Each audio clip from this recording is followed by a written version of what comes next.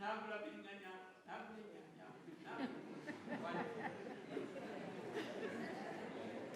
yogenda ekitajja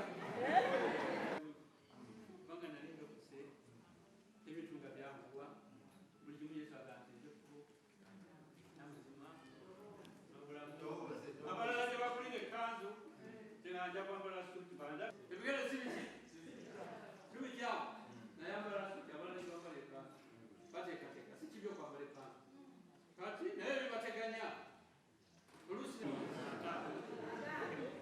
tenagenda nze driva ne besman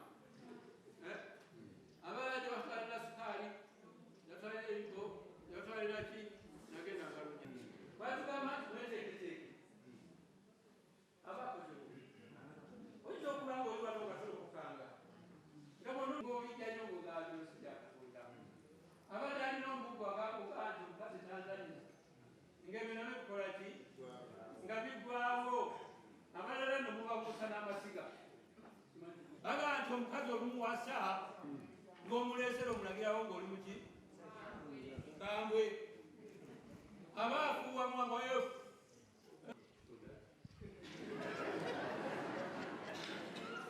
naye ebya Yesu tebikola bwe bityo tewange sikutwakamu naye tusanyuka bw'oteekateeka obulungi omutima gwo ne Katonda akuwa ekisa ne Katonda akuwa abakazi bamanyi okuloga abakyala bungambe tetumanyi kuloga amaloboozi muli bamekawa singa obundawo amaloboozi matono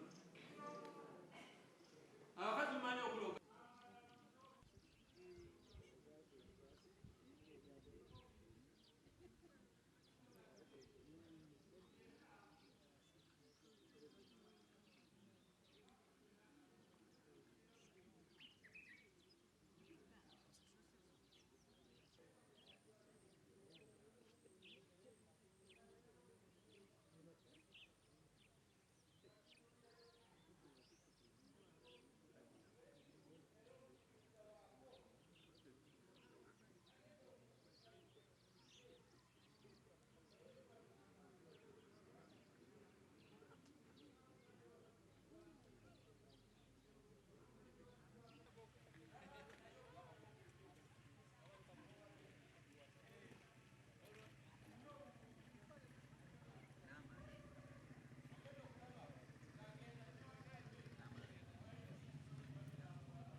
nakwatibwako naye kanisa awo nakwawo saatudde naye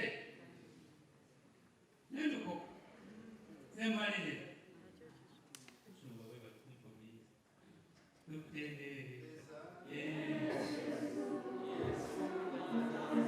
akankwatira ensonyi mu maaso g'abantu nange ndibakwatira ensonyi mu maaso gaani tewakyali budde olwekyo ebyo bigambo bikulu nga tonnaba kutuuka mu mbeera bwe eweninya osonyiibwa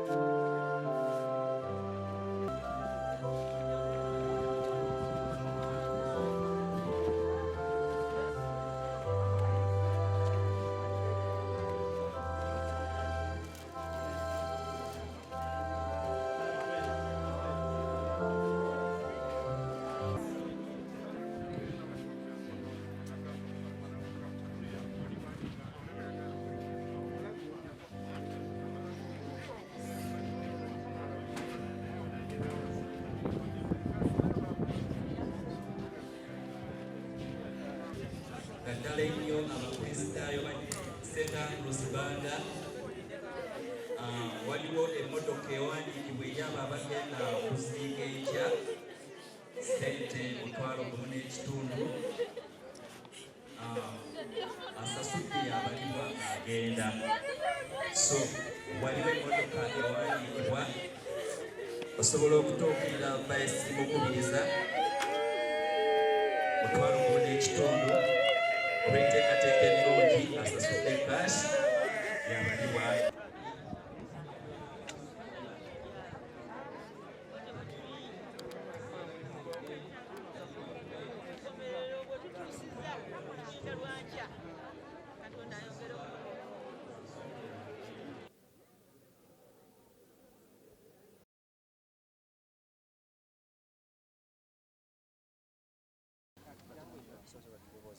Wanje? Okay. Wanje. Kitalo nnyo mukwano. Kitalo nnyo. Yeseba. Dadi waffe, ye dadi wange yankuzizza ebbanga lyonna. Wala tange yafa ndi mwana muto.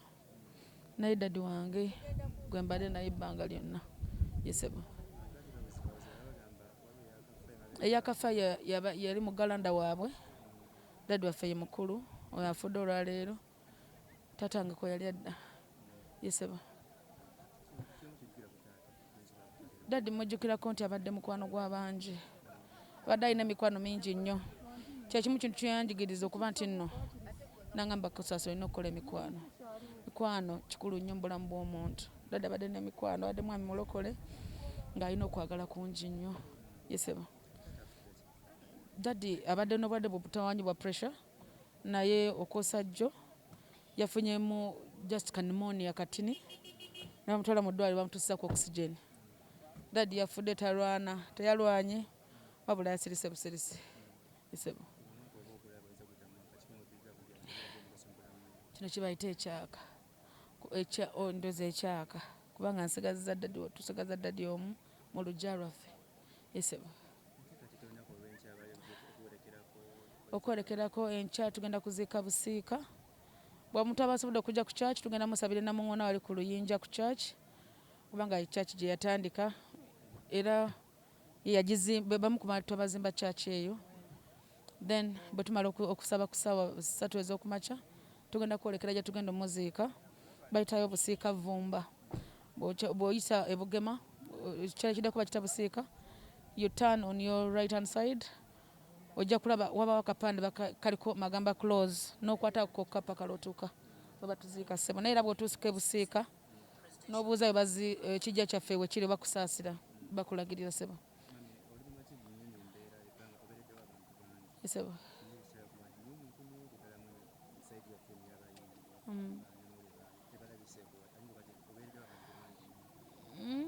Bajja kujja kubanga n'oluli bajja bambi. Last time ku dadi wange ono yakafa omwezi gumu bajja bambeererawo. Tesinyiza kinenyeza muntu kubanga essaawa eno abantu abasinga buli omu bali mu kuzonga mu mikolo gyabwe naye nsaba bajja kujja bamperekereko. Yesebo. Nayanza sebo.